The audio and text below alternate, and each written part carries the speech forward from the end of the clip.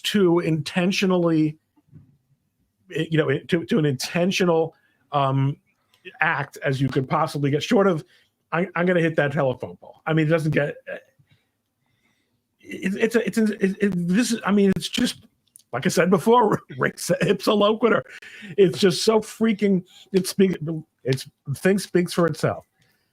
What does ipsa loquitur mean? That's what she said. Oh, it literally is. Mine sings, actually. That's why I call it Little Elvis. Hold on. What res means thing. Loquitur means ipsa is, and loquitur means talking. Meaning the thing is talking, and so that's a Latin phrase they teach us. You learn that as a first year. That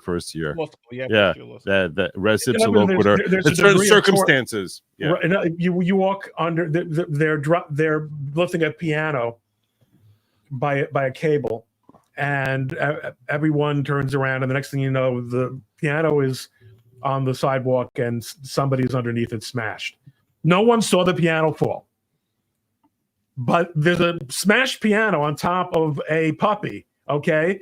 That puppy didn't, the thing speaks for itself. I mean, there are some, which is kind of interesting, Joe, because, one of the discussions that we often have in the realm of Talmudic liability law is that there is almost never liability, strictly speaking, under the strict sort of legal, and there are kind of equitable approaches to this, but eyewitness evidence is the only kind of evidence. There is no, what's the word again? Direct evidence and circumstantial. There's no circumstantial evidence, which is 80-90% of the evidence that we rely on. Circumstantial. Yeah. In American law is under the common law and Well, the circumstantial evidence is isn't that misperceived by a lot of people as being bad evidence? Because like DNA is circumstantial evidence. Yeah, circumstantial evidence is something that the public tends to be very dismissive of when they hear something as circumstantial evidence. And to be fair, a lot of things in a very broad array of what's considered of what we call circumstantial evidence, and some of it is far more indicative than others. So, fingerprints and DNA are technically circumstantial evidence. The what do we mean when we say circumstantial evidence? Is that we don't have eyewitness direct testimony.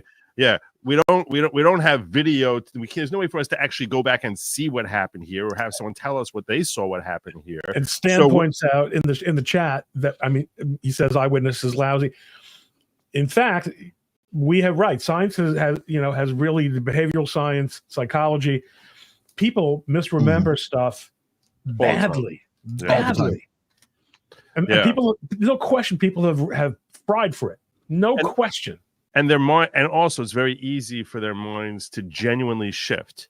Meaning, like if a seed is planted, that they saw that the person was wearing a brown shirt, and the person could have been wearing a green shirt, and they'll just be like, if the seed is planted, if it's especially an unexpected event, like all of a sudden out of the blue something happens really fast and then it's in and out, and like a calamity happens during a 3-second span, someone comes running by and the bus hits someone, right? And it's like that people literally will misremember the color of the bus because you're not expecting it, and you're focusing on the impact and result rather than the cause. But having said that, I take responsibility for having hydroplaned this discussion into the side of the road. But in fact, it doesn't get much clearer, short of actually saying I intend to smash the car.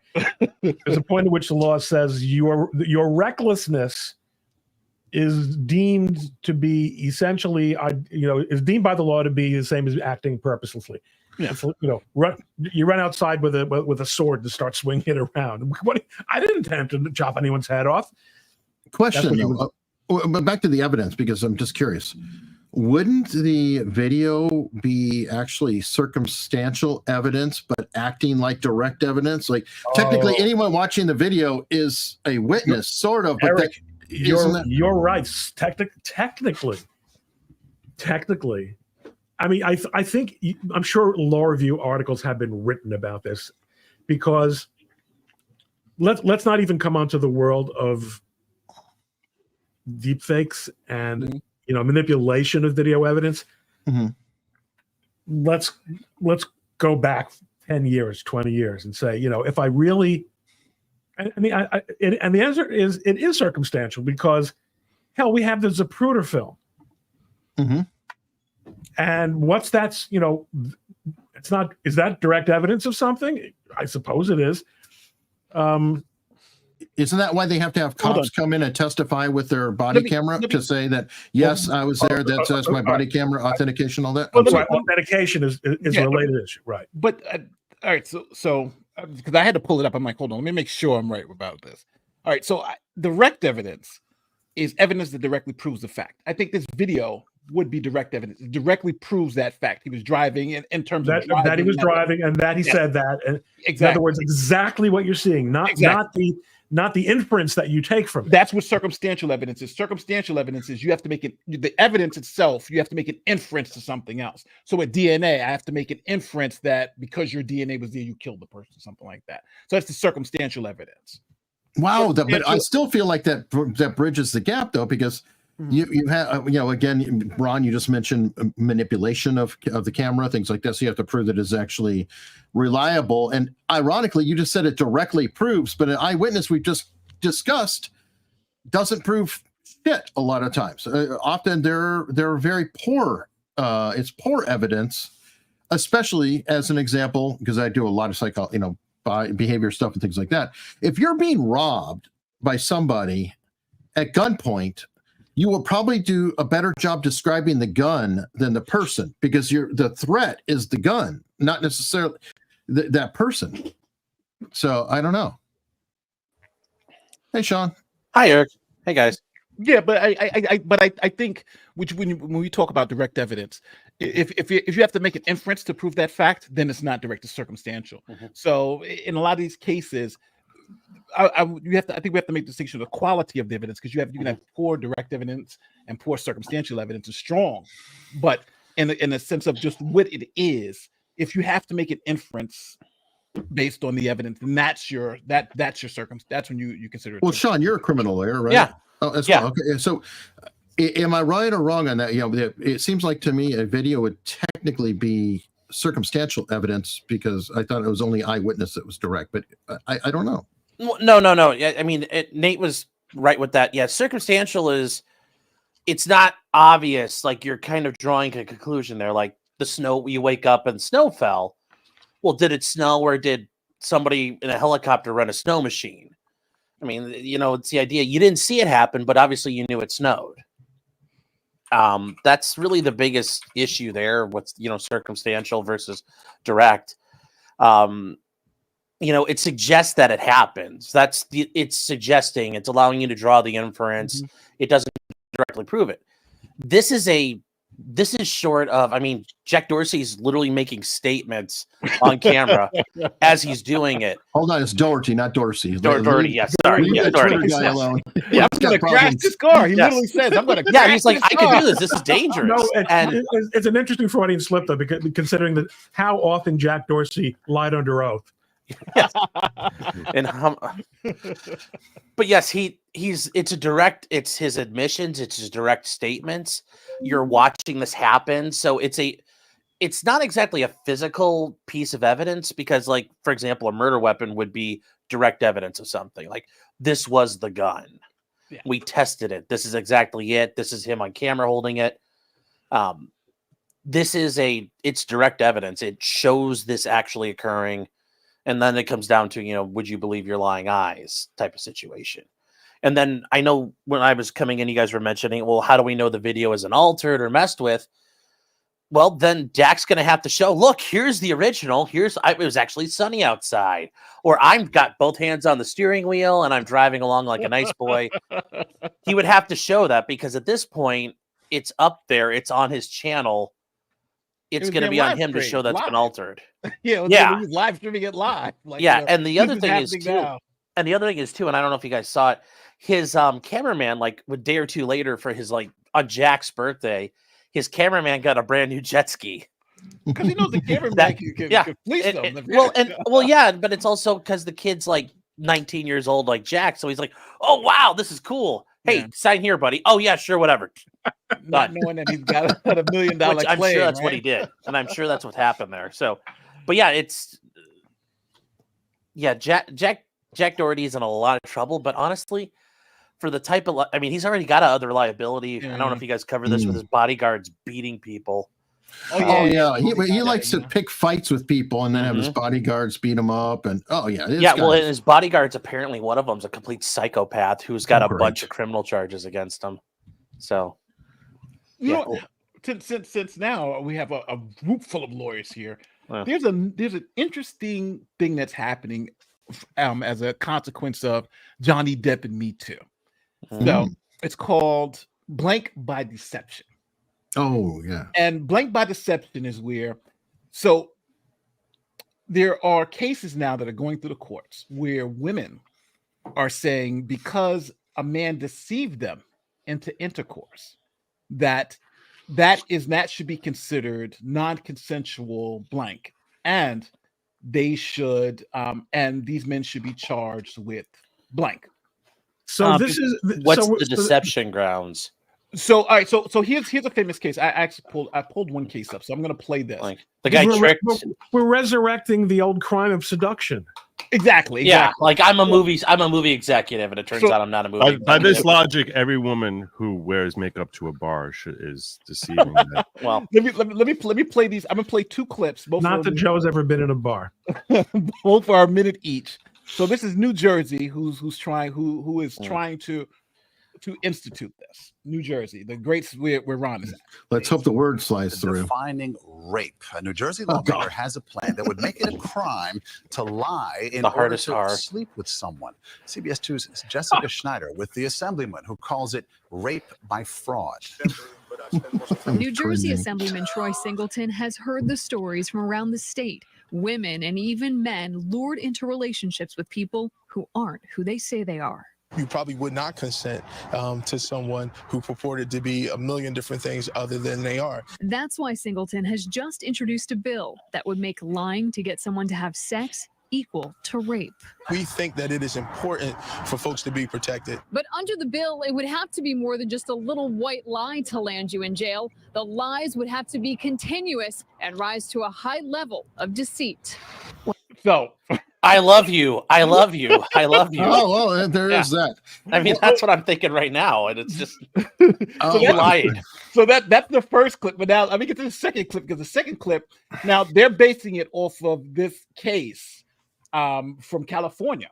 And it's a famous case. It's Borau v. Superior Court. I don't know if you guys have ever heard about this case. It's a famous law school case.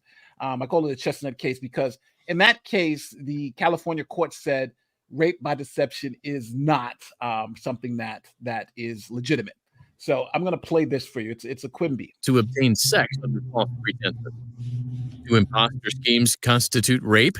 The California Court of Appeal addressed this issue in the 1985 case of Borau versus Superior Court. Listen to the facts. In 1984, Daniel Borau called a victim, known as Miss R, to convince her to have sex with him.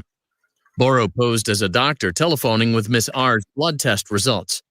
Borau indicated that Miss R had contracted a potentially fatal disease from using public toilets. Borau told Miss R that there were two treatment options. First, if you could just pause it, I think it's surgery requiring a 6-week. Go ahead. Is this actually that they made the moronic victim black? No. That's the most racist thing. This is an actual case. These are true facts. This is what happened. Well, this is not. You can but look. I'm saying is, here's the thing, though. Cartoon characters. I mean, was she really white or was she black? No. This obviously this is just they're just doing this for the thing. But listen, but it's still not good. Listen to the facts first. Let's listen to the facts and let's discuss, because the facts are insane. Hospital stay. Sec could choose an expensive, painful Miss R that there were two treatment options. First, she could choose an expensive, painful surgery requiring a 6-week hospital stay. Second, for less money, she could have sex with an anonymous man who'd been injected with a serum that would cure the disease. Miss R agreed to the second option. Miss R made arrangements with Borau to meet with the anonymous man in a hotel room. Unbeknownst to Miss R, Borau was the anonymous man. Borau and Miss R had intercourse. Miss R felt obligated to have sex because she believed her life depended on it. California charged Borau with multiple offenses in the San Mateo County Superior Court. Borau filed a motion to dismiss the second count of the rape of a person who is unconscious of the nature of the act. The court rejected the motion. Borau filed a writ of prohibition with the California Court of Appeal to prevent prosecution of that count. And he won. Borau actually won. But now, just a little, okay, that one is that's almost like practical joke level ludicrousness. But are we going to get into the twins now? But just a couple of different of all right things I want to add. She is incapable of ever giving consent. Yeah, that's problem number one. I got to give you a couple more facts to help us along. Number one, the reason why he was actually at the doctor's office with her when they were at the same doctor's office, and when she left, he actually supposedly looked at he saw it, how they had their file open. That's how he got her number. I think he saw it from the file and pretended to be the doctor. That's how he knew about the test results. And the second thing is that he actually mentioned stuff like HIPAA. Like he was like, well, I can't tell you who the person that you're going to have sex with because HIPAA violations, right? I can't tell you he had the surgery or whatever. So it all has to be anonymous. You can't, he can't know who you are. You can't know who he is. It just has to all be this, and you can tell nobody. Also, that's how this hit. Also, remember this is 1985, so we didn't understand AIDS yet and HIV. Yeah, it's people are 85. It was pretty much in the headlines, dude. I was. Well, it was in the headlines, but did people? That was still. Hey, it ruined that was when my everyone was teenage life, buddy. Yeah, in 85, my teenage life. In 85, people thought that you could get it. Yes. So the idea she got it from a toilet seat, that part actually makes a lot of sense. People there were a million different theories on how you. Well, okay, so hold on. But let's think about. Let's take that and play it out a little. Yes.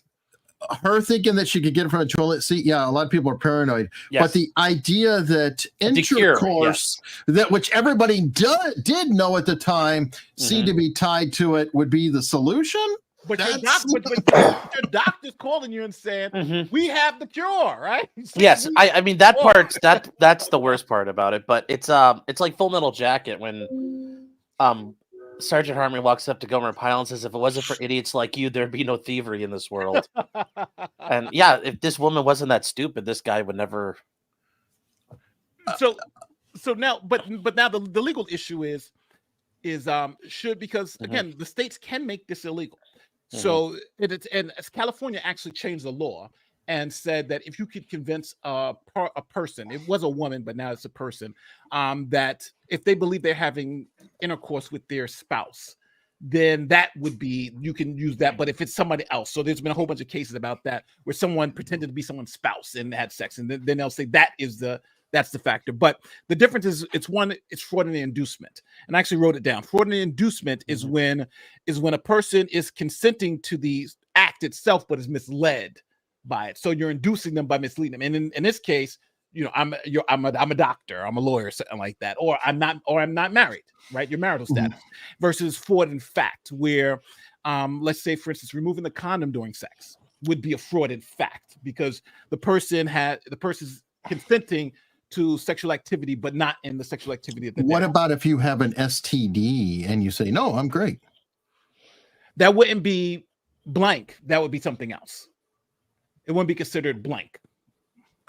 What would it be then? But there is something. I think there's a couple of people have been prosecuted in New York for that particular thing. I'm knowingly having blah blah blah and giving it to someone else. So that would be a different crime. But this particular crime is about the consent to the act. So that's the difference here. So now you have states like New Jersey and some other states wanting to make it a crime to deceive someone, marital status, for instance, or societal status, right? I'm a lawyer who's making millions of dollars. Okay, well, if that happens to be false, you could be charged with blank. And what's the scope of it being false? Like, how much do you have to lie by? Like, if I make $1 million, but I only make 500,000, am I deceiving that person? Is that the crime? I think it's got to be material, and I think it's got to be reasonable too. Right? Well, no, I know, but I'm just saying in New Jersey, it sounds like, well, if you lie about your job or you lie about, like, oh, my Ferrari's in the shop tonight. Right, exactly, right. Hey, maybe I can get you a Rolex like this. Just what? Yeah, I mean, it seems like a crazy ass law because then, okay, so what if you lease a Ferrari? Yeah, and well, that's what people do in Miami. A lot of people do. I mean, a lot of YouTubers and people with the whole clout are leasing vehicles and pretending, and hey, leasing clout, man. Yeah, I mean, I'm gonna guess that Doherty didn't rent the car, but that would have been even worse, right? Yeah, he owns that car. Yeah, that would have been even worse. Well, but owning the car is the full move there. Lease that stuff. Who's the puppy, Sean? It's Clyde. Clyde. Hey, Clyde.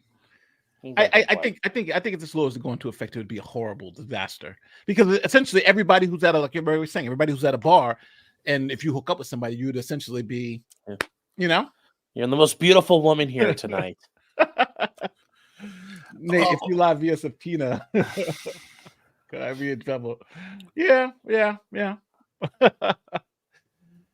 So I know these are crazy cases, but this is essentially what's going on in the world. Well, you mentioned that the law, and what I think is so funny is remember how they rewrote the law, or they made that weird exception in New York to say that, hey, everybody come forward with an SA claim within this period of time. Yes, and it was targeted to get Trump, by any standards. But one of the guys who supported it, council member or somebody, well, guess what? They came forward against him. That's the irony too, Nate, because how many people like this dumbass and this guy in Jersey wants that law? Would it not be so perfect with the times that, in 2 years, he would get nailed by said law himself? I could see it. That guy does not look like Rico Suave to me. He's not a ladies' man. Yeah, I could definitely see it. And the Trump one is hilarious because the guy who actually he was arguing for the law, he was out there. Yes, we need to pass. We need to get him. And then right after that, he gets hit with the same law. And now it's in court saying it's unconstitutional. It's not right. It's not right to do this to people.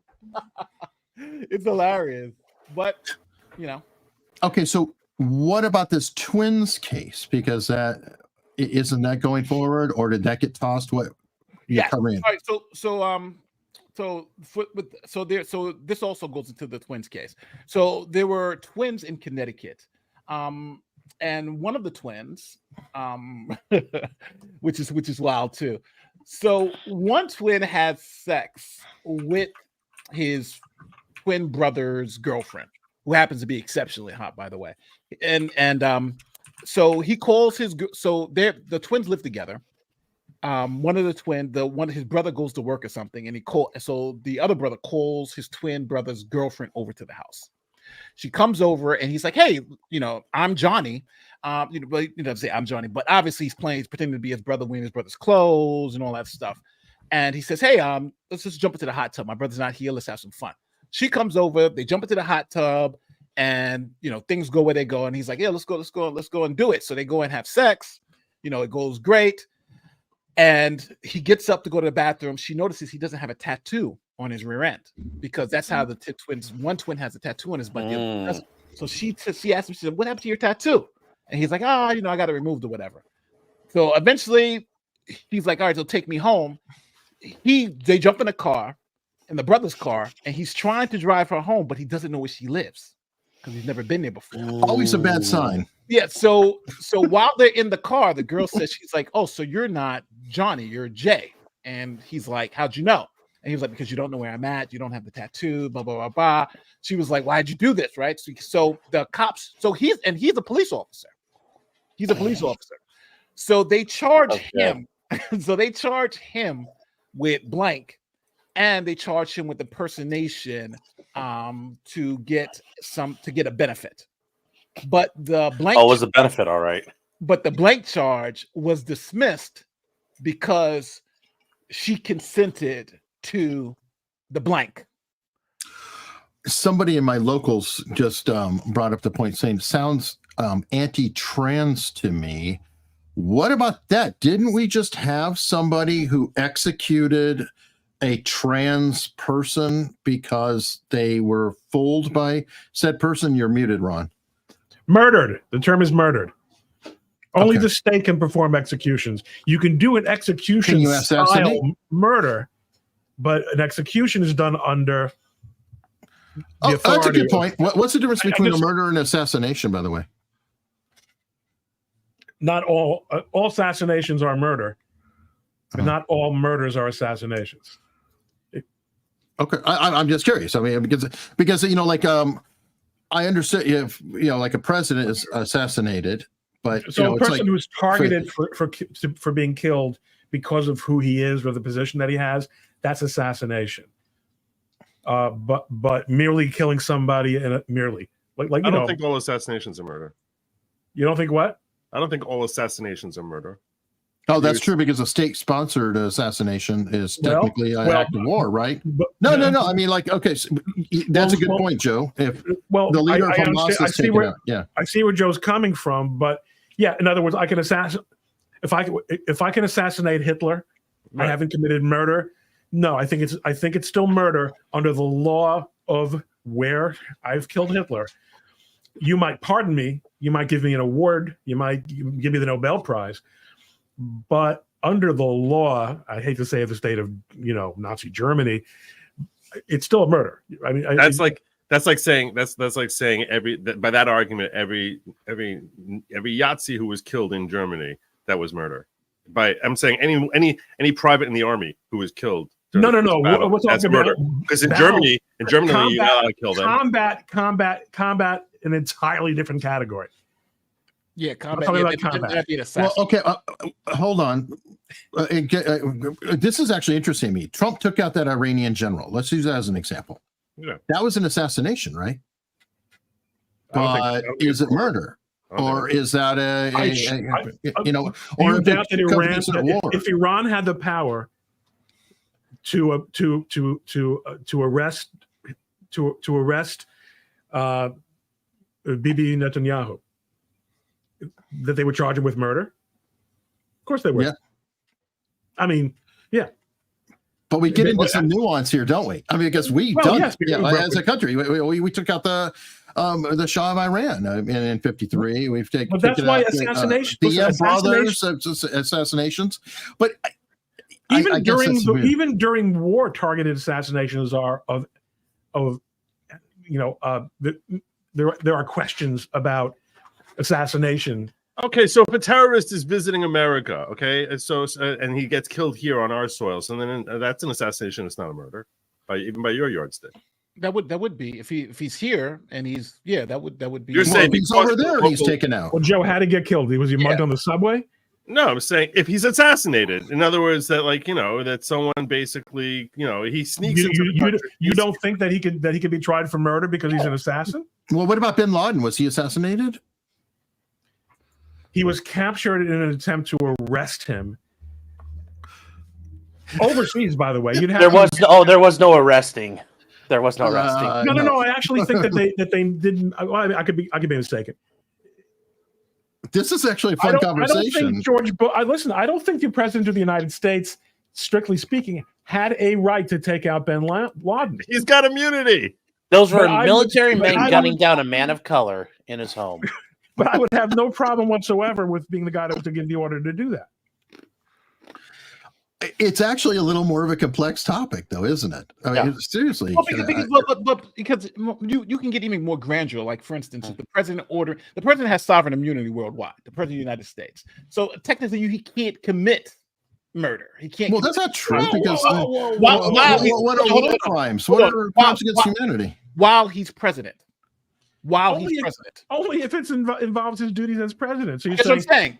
So killing Bin Laden would be part of his duties as president. Exactly. So only he can really decide what that is. Ron, I think you're desperately trying to. You're desperately trying to butter this cow. About anything I'm doing here. And I'm sorry. I respectfully disagree because I like you can anytime someone kills someone in self-defense, he might be charged. That doesn't mean it's illegal. It doesn't mean it's murder. So just because he could be charged with murder on an assassination, if it ends up being legal under the law. Okay. Murder, unlawful killing of a person, right? Right. Right. Show me the law that says if it's an assassination, it's not murder. Where's this, show me the law. I'm just saying that. I'm giving you an example right here. Okay, give me an example right here. If the president says, basically assesses that this individual is a terrorist, okay, has genuine evidence that it's a terrorist, right, and that this person is a threat to Americans, etc., or whatever, and this guy is in the country here, and he decides that he's going to have this person assassinated, he would have a lawful defense. It would never, at no point in time, would any of his actions be considered illegal, and therefore it would be killing. That's an assassination, and that's not murder. I don't think you're right. I don't think the president has the right to execute people by designating them terrorists. If they're not American citizen, hold on. Well, why would it be different here than Soleimani in Iran? Let me give just a little nuance here.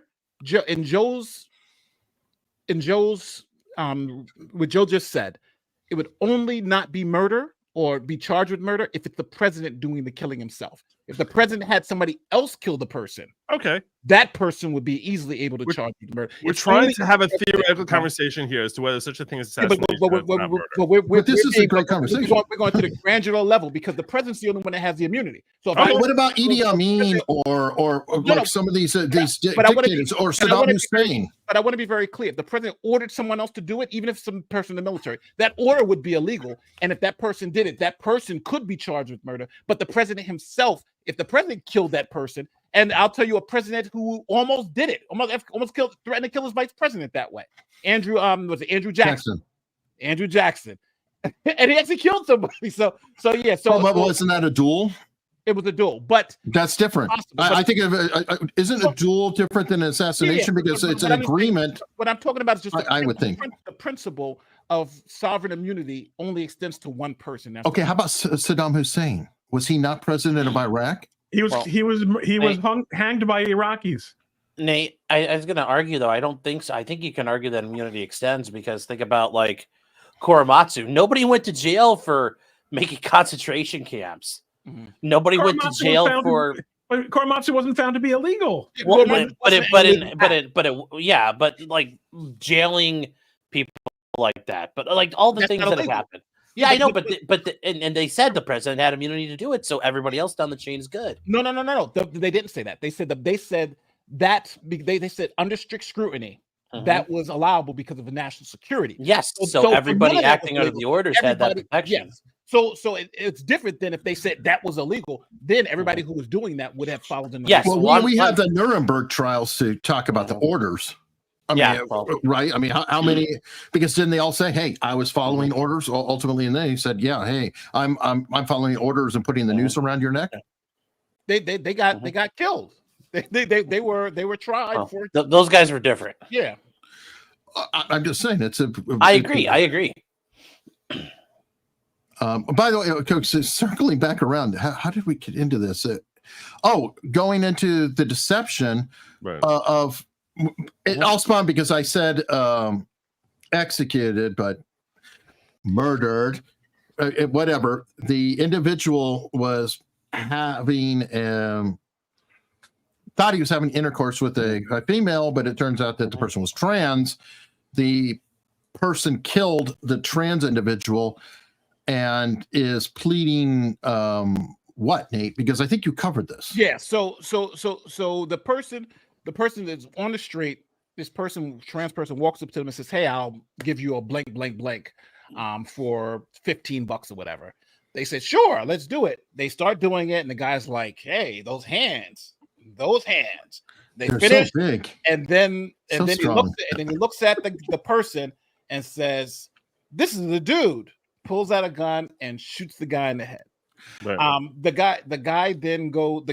Cops then find the person, and the person on a jailhouse phone call tells his father, "Hey, I had to do it because I didn't know it was a guy." So when they went to court, and the first thing the guy said, it was extreme emotional disturbance because he thought he was having sex with a woman. It happened to be blank, and that he acted out of the heat of passion. Man. Yeah, he thought it was a man, and he acted out of the heat of passion.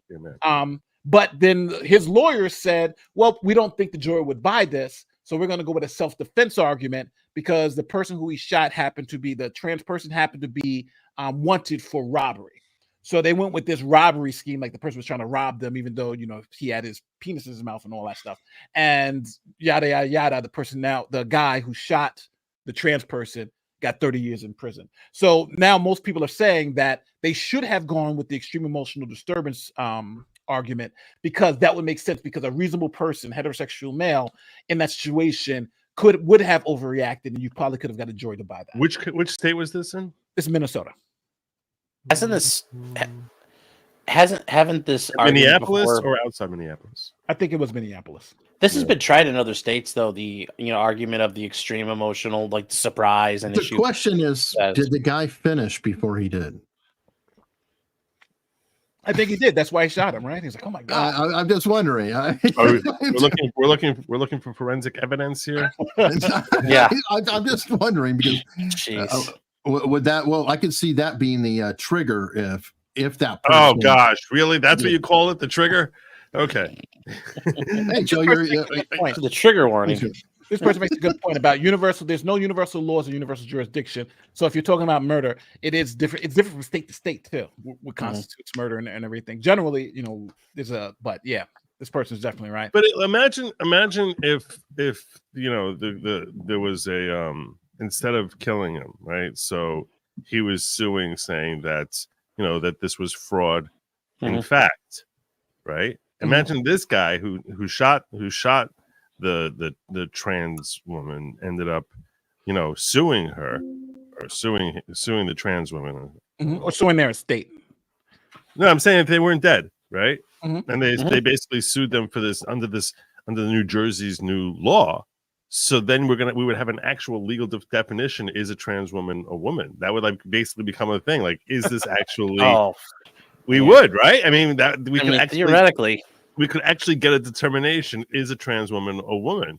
Because no, it would be entirely dependent on his perception and his emotional. I saw that he had Braunschweiger, so I therefore decided. Oh, you're saying that he's a man, and I got outraged. I thought he was double X. It doesn't matter what you define as a woman. I thought it was double X. Here's the story. So because I don't want people in the chat to be confused. This is a quick minute video. The time at the Aliveness Project. Trans-centered spaces make me feel recognized. Is where transgender women can go to feel safe. That we're like rebuilding a sisterhood. When there is so much uncertainty when they step outside. Rebuilding a sisterhood. Tea time. And she was the sisterhood of the traveling pants. Full out light. Savannah Ryan Williams would go to this support group. I'm here because Bible admitted to shooting. Court documents say 25-year-old Damarian Kalen Bible admitted to shooting Williams in the head. He told police she approached him for a sexual encounter, but he began to feel, quote, suspicious after the act and shot and killed her. Bible confessed after police found surveillance video of him at the scene near the Lake Street Light Rail Station. So that's what this is tonight. So that's essentially what happened. See, and they're gonna say he was killed by a Bible. You're cold, bro. But is this? But now, if you're the attorney, I think I would have gone for the extreme emotional disturbance, even though it hasn't worked. I would have gone for that. I would have gone for the self-defense. It just seems makes more sense. Well, would you go for that just simply in the sense that maybe you get one person on the jury to nullify it, or maybe somebody on there would be enough to hang a jury? Well, I'm not even looking to hang the jury. I'm looking to get manslaughter. Because don't forget, the EED claim doesn't absolve you of the crime. It just we're talking about 20 years versus life in prison. You know what I'm saying? Yeah, so but you might get a juror who'll do it though. That's the positive. Yeah.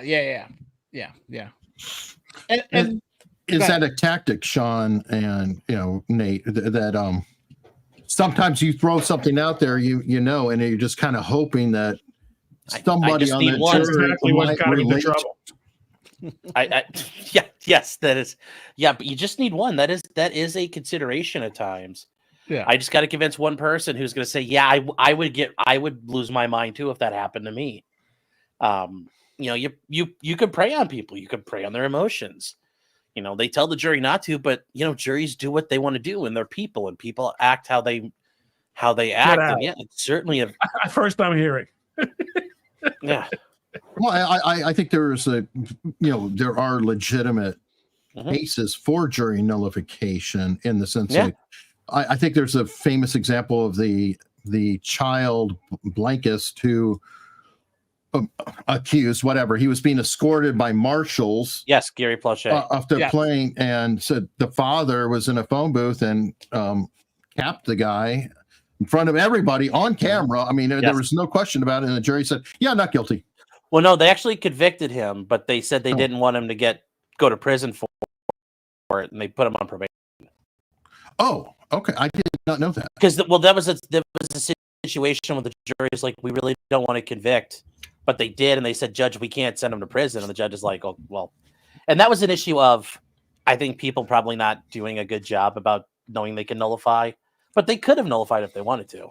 But yeah, because I know. Well, from what I remember in the DA's office, you couldn't bring up jury nullification at all. It was like ethics violation. It was like horrible. You mean a defense lawyer? Yeah, defense lawyer. You could not bring. There's no reason to prosecutor. Yeah, you can't bring it up, but you can do everything but bring it up. Yeah, and that's just where if you had a guy out front saying, "Hey, jury, Google jury nullification." The prosecutor can say, "Send a message. Send a message." That's true. Okay? Good point. Send a message. Did he do it or did he not do it? So obviously, listen, I'm completely now talking out of my own. well, didn't that stem out of the South that there was a problem where people were murdering black folks, if you will, whatever, and then the juries would say, "Yeah, not guilty, too bad," and so they got rid of being able to argue nullification, even though it would seem like hopefully we move beyond that to where jury nullification should be argued or it should be viable. The funny part about it, jury nullification is one of those things that's totally legal, but it's illegal for you to tell them to do. Yeah. Right? Which is just nuts in its face. Yeah. Yeah. Well, I would think that's part of justice is to say, do you think it's actually justified for them to do this? In other words, would you do it too? Isn't that why you have your peers? Just jury nullification is about the law, not about the act that's going on. So in other words, I'm saying, I don't know, the jury says, we don't agree this law is correct. So we're going to say not guilty because we don't agree with the law. And that's what it's supposed to prevent. And it's the jury rejecting the law. Yeah, jury nullification goes back. I mean, there's a famous case of this, it's called Bushmill's case. It was in 1651. A jury refused to convict a guy, and the judge jailed the jury for almost a whole week until one of the courts above it said, "No, if that's their verdict, that's their verdict." Yeah, I was going to say the judge should have no right to do that. Well, it's in England, so I mean, he was doing whatever. It was a common law issue, 1651. Okay. So it's happened for a really, really long time. The government's never been okay with people. The government forfeits its monopoly on violence and monopoly on power if it allows people to nullify. So they're never going to be okay with it because they want people to follow the laws that are enacted. Yeah. So it's never really been allowed. It's just courts recognize juries will do what they do. It's just as the government has expanded its scope and power, people have realized that's a way to fight back. So that's why nowadays, if I try to bring them jury nullification, I'm going to get grieved and other things. But that's why you do as much as you can. But that you police the police. You police the police.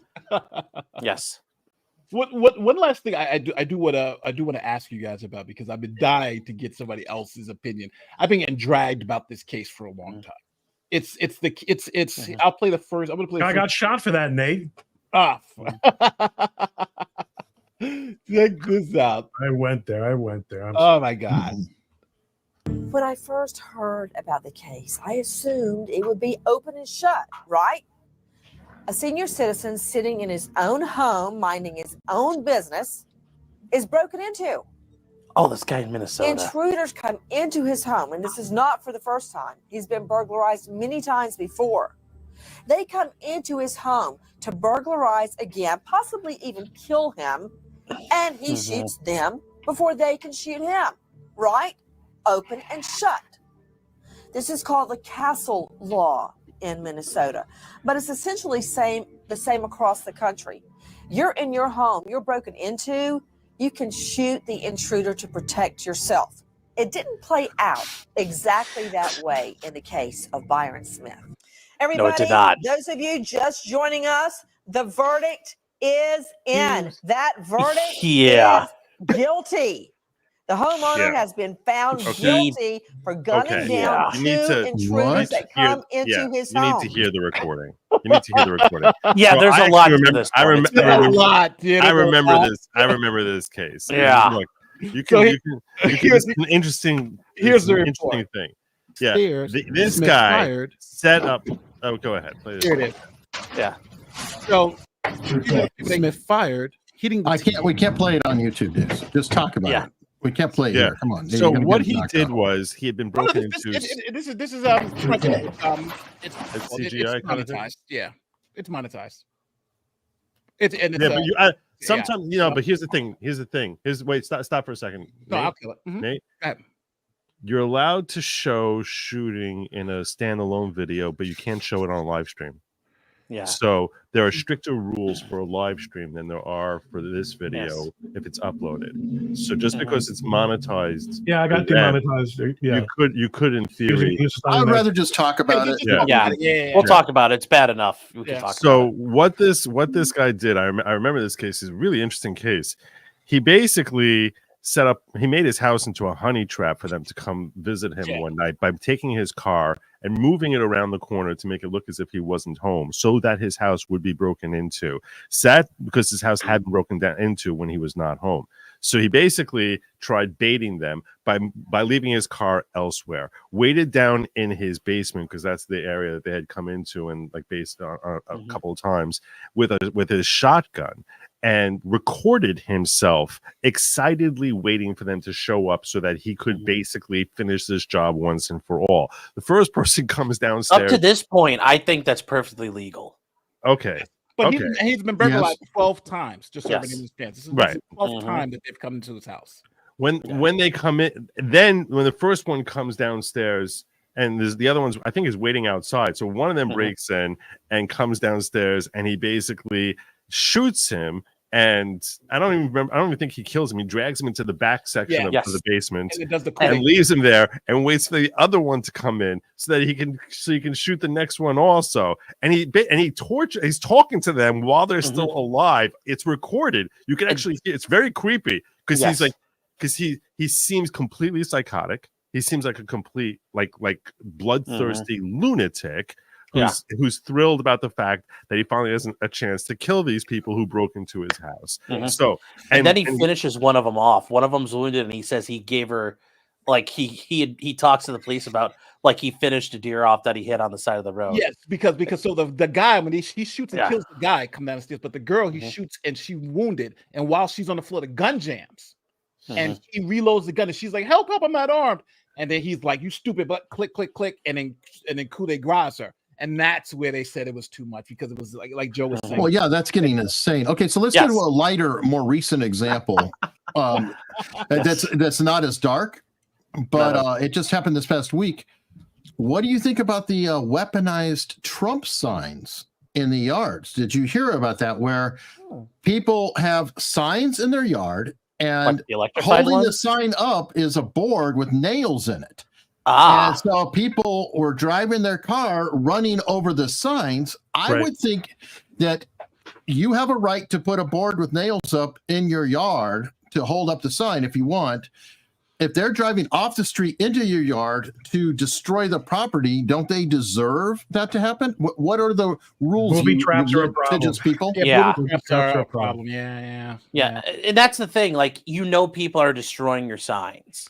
Okay.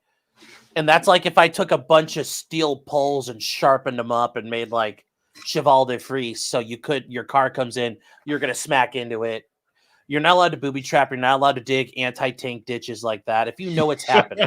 Now, if you happen to have dug a really big ditch or you're digging a hole for a tree that was coming the next day and somebody's driving through your yard and hits it, okay, well, that's their fault.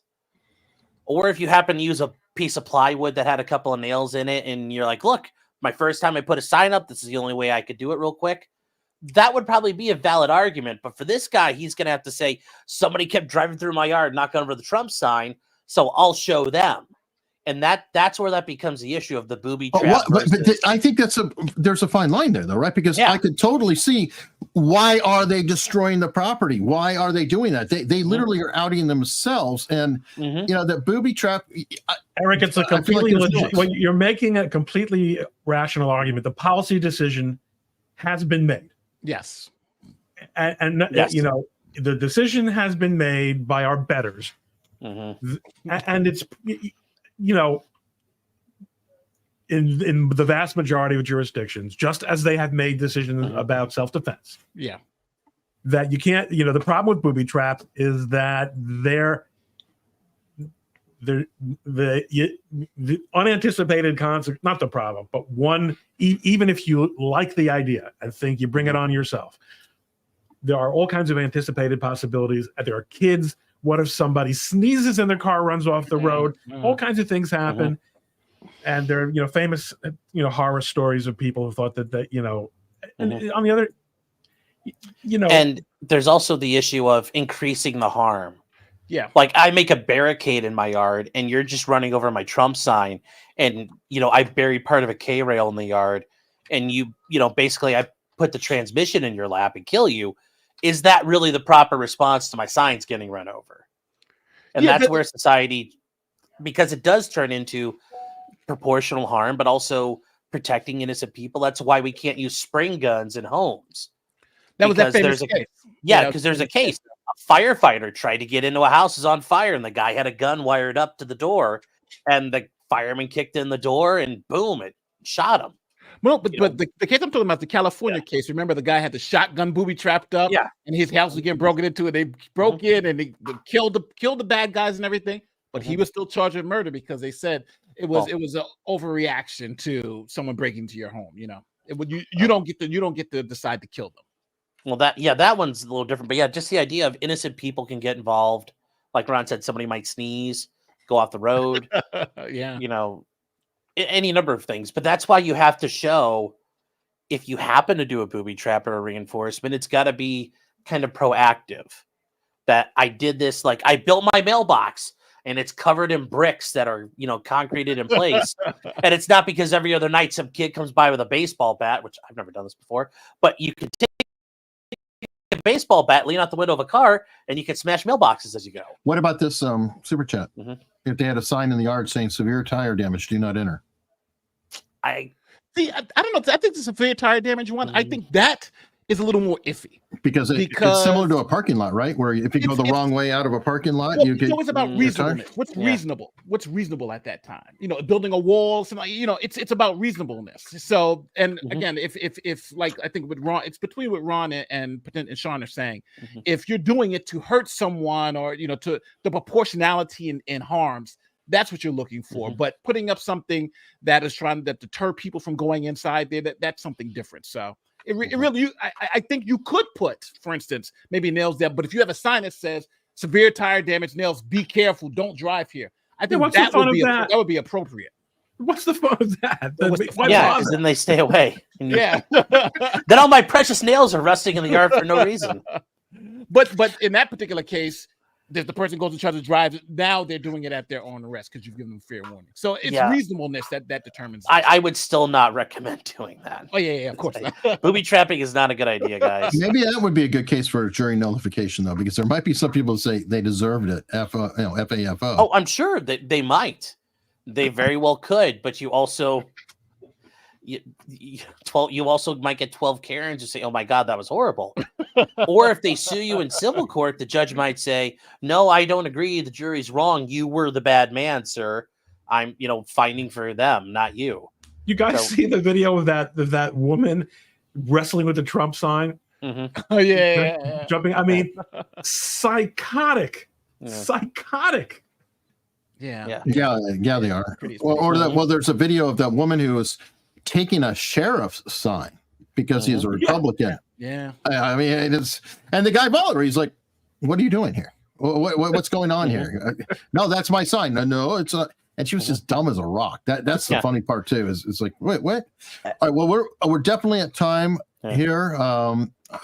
I know Nate's got other things to do, and all these Nate lawyers. has nothing to do. This is the biggest con in the world.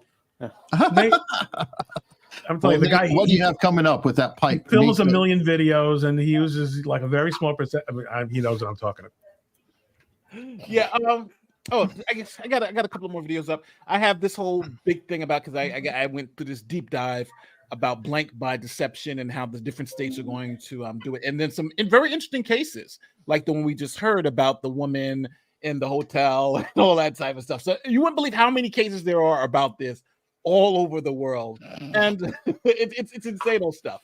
But that's essentially what I'm going to be delving more into now, more of the true crime. But I think there are so many fascinating cases that have already been litigated that I think just people just aren't aware of. So that's what I'm going to be into. So because I love the fact when somebody says, "Wow, that actually happened." So like one of my next videos is the woman in Oklahoma who's on the phone with the cops with her baby in her arm, and she has a shotgun. I don't know how she has all three, but she has a shotgun on the door, and she's literally on the phone with 911 saying, "Hey, 2 men are trying to break into my house. If they come in, can I shoot them?" And the person on 911 is like, "I can't tell you what to do, but you have to protect your family." And the guys come through the door. What do you think happened to her? So stuff like that, which I think is fascinating, how the law treats these particular situations. Yeah, that's a good question because it's they didn't tell her don't do it. They couldn't tell her to do it. They couldn't tell her not to do it. They just said you got to do what you got to do. But they kind of gave permission, though. In a way, it sounds like to me like you have to do what you need to protect your family. Sounds like a yes to you. Yeah. Boom, boom, Well, boom. I mean, what else could it be? They didn't explicitly say do not do it, right? They didn't say you cannot do it. It's illegal to do it. They said you got to do what you got to do. Mm-hmm. You got to do what you got to do is giving her permission if she feels in enough threat, in my opinion. But now the guys sue the county. I can see that. I can see. Like you're saying, they told her to do it, right? What do you do? You know. So again, there's the civil ramifications for all these stuff where their rights violated in this particular instance. I would say no, but there's an argument to be made here. So. All right, well, since Nate's first because he's also a co-admin on this, I'm just going to go ahead and go in the order because I've got to pimp my new channel. We just hit 10,000 subscribers today. Nice. 7 weeks in for proven conspiracies. That's amazing. I'm so thrilled about it. There's a lot of cool things coming up. I just did a video about weather manipulation that came out this week. It is true. Weather actually has been manipulated by the government. Mm-hmm. It's a factual thing. I actually shared your video, that video of weather manipulation last night. That was great. Stream. That was great. I shared it last night on my stream and we watched it together because this was RFK Jr. is talking. Had someone on yesterday where he was talking about this issue. You're not just covering proven conspiracies, but you're actually covering things to the extent possible that are highly timely because this is something a lot of people are talking about right now. Everyone should make sure they check out that channel. There's a great dive on it. I polled my audience so they believe that the government is manipulating the weather, and it came out. I gave 4 choices of yes, probably, probably not, and no. And between probably and yes, 75% of my audience is convinced that the government is controlling, is at least manipulating. Or attempting to. Absolutely. Yeah, well, there was a treaty created because of it. Mm-hmm. Yeah. You don't create a treaty because it's not happening. It's like, no. Wait a minute. You did this on the Ho Chi Minh Trail. You did this in Vietnam. What's going on? But that's coming up. I'm so sorry, guys. The bosses have come inside here, so I got to go because we're supposed to be left at 12. Oh, okay. Thanks, Nate. Brother. See you, Nate. Have a good one, Nate. Thank you so much. Easy fast. And also, so coming up, that's what just happened. Tomorrow will be Operation Paperclip, which is one of the biggest scandals in the history of the CIA. Something we all have to live with to this day, the ramifications of 1,600 Nazis that were brought into the United States to assist us with technology. That's defeating tomorrow. communism. with defeating communism. But those war crimes are partially on our hands now too. We get a little bit of blood in that. And then Monday will be the Columbus conspiracy. Time for the holiday. So I hope you guys consider checking it out. Are you going to cover Operation Mockingbird? Already did. You did? Okay, I didn't say. Actually, twice. I covered Operation Mockingbird and then something that I've dubbed Social Media Mockingbird. Wow, you're staying busy, man. Yeah, it doesn't say because it never went away. They just changed. They shortcutted the process. They just threw all their glowies on TV. Or they just recruited the companies to do it themselves, like the Jack Dorseys of the world. You don't need to infiltrate with the CIA. They just literally scheduled meetings. Yeah, but nobody has standing. Oh well.